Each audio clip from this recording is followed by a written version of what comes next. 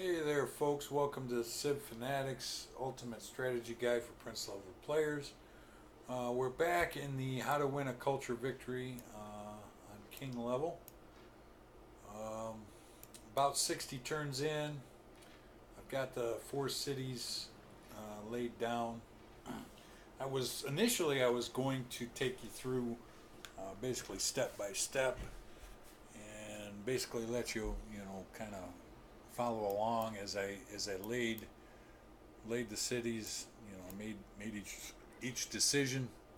But to be honest with you, it's kind of standard procedure. Um, you start with one city. The second city I laid was Orleans. Um, it's Orleans isn't really in the most ideal situation, but the tiles surrounding it are what they are. Orleans is the gateway to the rest of my cities, and therefore, if Gandhi and or somebody else decides to attack, they're going to come up against Orleans first. Chances are that's what would happen, as opposed to attacking from the coast on Paris. So, because of that, Orleans is a little bit of a concern because it's not surrounded by a bunch of hills and forest tiles. There are a lot of open farm tiles, which means that units can stand. You could put a crossbowman here, an archer here, you know, here, here, here. You can completely surround Orleans and attack it from all sides. So it makes it very vulnerable and more difficult to protect, to defend. It would have also helped had I been able to put Orleans on the other side of the river, because units that attack across rivers, take you know take penalties. So, but I didn't want to put it on this side of the river. I could have put it here, but I felt like that's too close to my capital. I want 1, 2, 3 tiles for my capital, and 1, 2, 3 tiles for this city. So, it's about the ideal distance away from each other. That way I can maximize, as I grow my city and I have more citizens to work tiles, I want to be able to work as many tiles for each city as possible. So, based on that, Orleans is well placed, and that's why I ended up putting it there. But that means that I have to make sure I have units available to defend. So right now I have 3 units. They will end up close to this city on fortify, so that if and when someone decides to attack, they'll have to go through some units first. I'll also build some roads along here. That way I can have horse units in the back, so that if and when enemy forces do attack, I can take a horse unit, because I have, if I build roads here, I'll be able to take a horse unit, kind of jam them in and retreat, attack and retreat. That way I can do max damage to an attacking enemy force.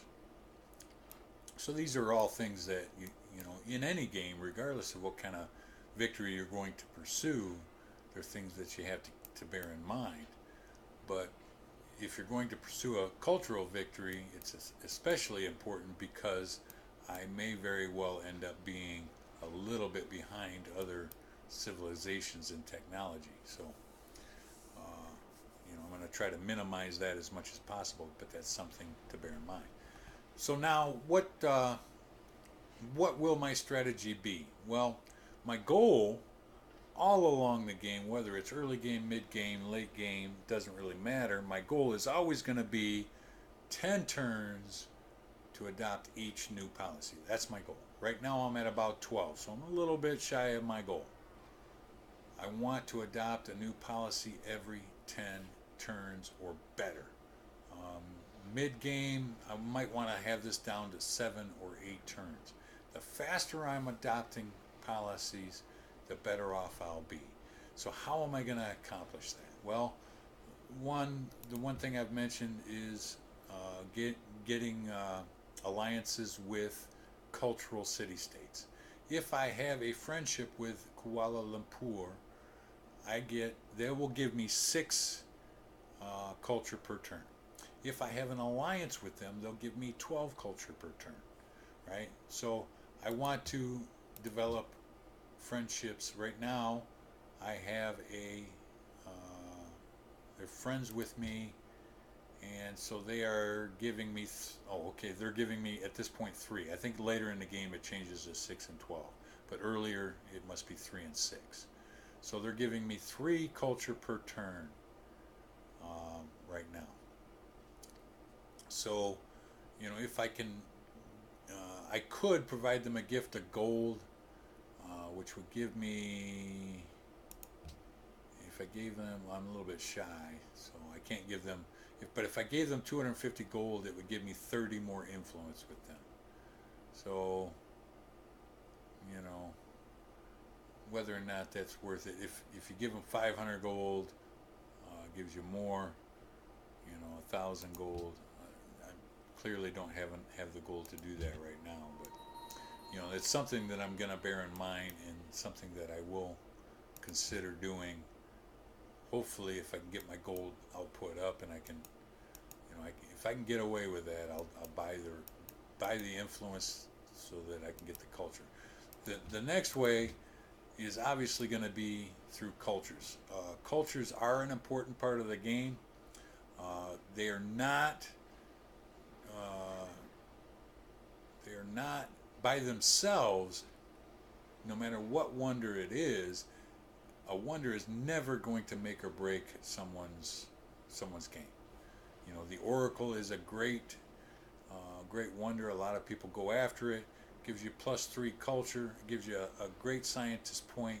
It gives you a free social policy. It's a wonderful wonder. I highly recommend that if you can get it, no matter what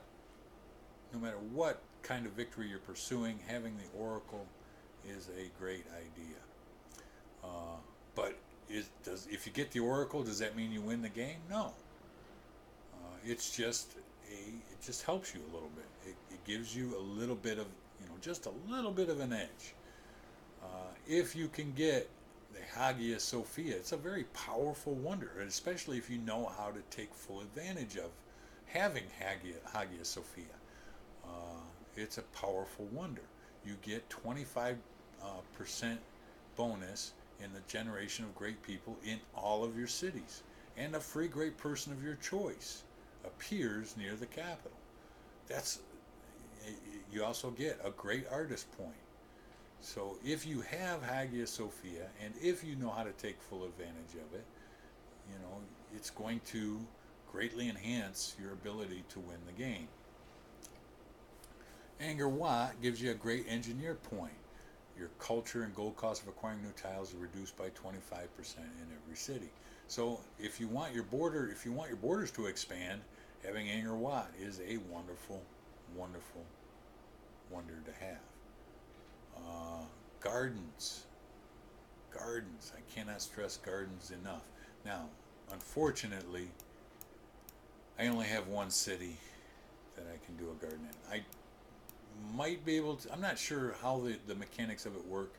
I do have a river in Lion, so once I complete philosophy, I may be able to build a garden in Lion. I'll have to wait and see. But I won't be able to do it in Paris, and I won't be able to do it in Troy. But gardens help you generate more great people. Now, that only happens when I get universities in this city, if I assign citizens to work my universities, I'll get extra great scientist points with the garden. The same thing with the national epic. building these things in your cities is a terrific idea. But in order to take full advantage of that, you have to assign citizens. If you want great engineers, you assign citizens to your workshops, windmills, so on and so forth. If you want great scientists, you assign citizens to your universities, public school, research labs, and those will give you additional great scientist points. If you want great artists, it's the temples and the museums and the opera houses. And great merchants, it's your bank buildings. But that's where your great scientist points, your great artist points, your great engineer points, in combination with Hagia Sophia, the garden, and National Epic. That's where those things come into play, and that's how you take full advantage of them. So, what wonders am I going to pursue? Oracle, no matter what, regardless of what kind of victory you're pursuing, Oracle is a great wonder.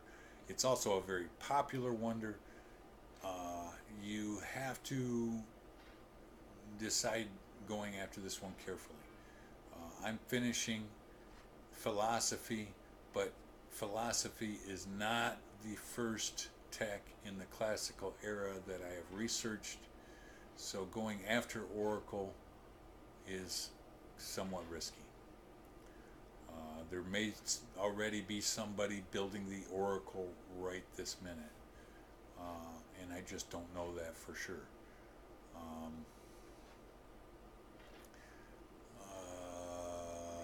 Hagia Sophia. Now, once I complete philosophy, I don't really feel like any of these other ones. Metal casting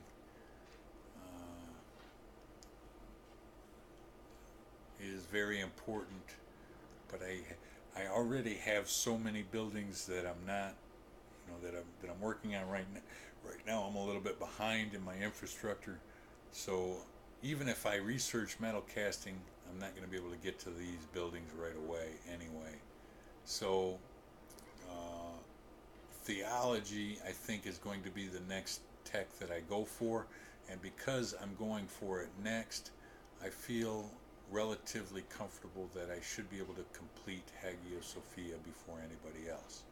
So I may skip the Oracle. Right now I am working on the Colossus. I do have a little bit of a gold issue, and having the Colossus will help me rectify that. Like I said, I don't really know for sure that I can get Oracle right away. I don't know.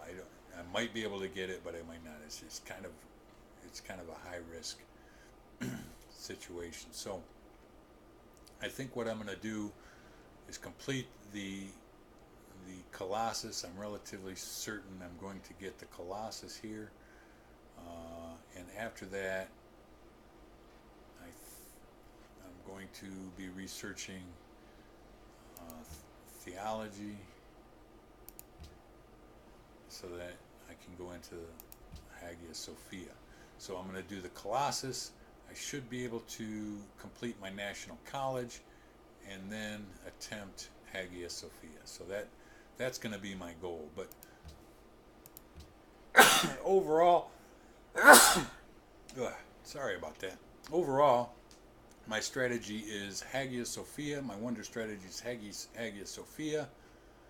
I kind of like to get Porcelain Tower, but I don't feel like it's a make or break kind of thing. Sistine Chapel, I do feel like is make or break, so I'm going to put a lot of effort into getting Sistine Chapel. The Louvre, Sistine Chapel gives one culture, two great artist points. Two great artist points is huge, plus 25% culture in all cities. So that combination is huge. The Louvre, two free great artists appear near the city where the wonder was built. You get 4 culture and 2 great artist points. So that's 4 great artist points if I can get both of those. So that's huge. And having that, especially if I can get Hagia Sophia, I'll be able to crank out great artists like crazy. And by cranking out great artists, that'll greatly enhance my ability to, to maintain that 10 turns or better for each new policy. Cristo Redentor, 2 great artist points. Culture cost of adopting new policies reduced by 10%, and 4 culture per turn. So, that's also a very good one for culture. And then Sydney Opera House, and Sydney Opera House will be the last wonder that I even consider. You get 2 great artist points, 1 free social policy, and 50% culture in the city is built in. And it must be constructed in a coastal city. So that's another huge, huge wonder. But the thing to remember with wonders, regardless of what your overall strategy is, what you're trying to accomplish, what type of victory or whatever, the wonders that you choose should be specifically selected for some kind of strategy, and that strategy should be based on, not only how much culture it gives, but does it give great artist points? Does it give great merchant points? Does it give great engineer points or great scientist points? And what will that do for me? Great engineers are wonderful when you are trying to build more wonders. If you have a great engineer, you research a tech, start the wonder, hit the great engineer button, and if it's, say, at 12 turns, it'll immediately go to 1 turn, and the next turn that wonder is complete. So it greatly enhances your ability to get the wonders you're going for. So, but that's the important thing to remember, is to develop a strategy based on what these wonders will do for you early on. If you do happen to get the Great Wall, you can get great engineer points that way. So if you go for the Great Wall, it's not necessarily for its defense capabilities. Those, that is a wonderful thing for the Great Wall, but it's that great engineer point that also makes it really valuable. So you could get the pyramids and the Great Wall, right? They're right in line with each other. If that's the strategy you want to go with, research mining, research masonry, get into Liberty so that you can build the pyramids, and then build the pyramids, and then the Great Wall. Boom, you got 2 engineer points right away, and that would greatly enhance your ability to get even more wonders, beat people out in wonders. There are times when I recommend doing that kind of strategy, and let's say that like the other day I played in a game. It was a 6-person game. There was nothing around me to expand to, and I really didn't have any idea what to do. My choices were to take out city states in order to get additional cities, but I did pursue the pyramids and the Great Wall, and I think that was a wise decision in that case, because I couldn't build settlers anyway. The settlers would do me absolutely no good. I could only build so many military units before I went absolutely broke. So, instead of, building settlers and stuff like that, I did build the pyramids and I built the Great Wall. So, there are times when building, building wonders early in the game is wise. And because I built 2 wonders back to back, got them, that had great engineer points, I was then able to, to get even more wonders later in the game because I didn't necessarily have to hard build them. I could research the technology, throw a great engineer in there, and pop the wonder out, fairly early. Um, with that being said, I'm gonna cut this video off at this point. I think I've covered it. Thank you for watching, and I look forward to seeing you in the next video. Smash that like button.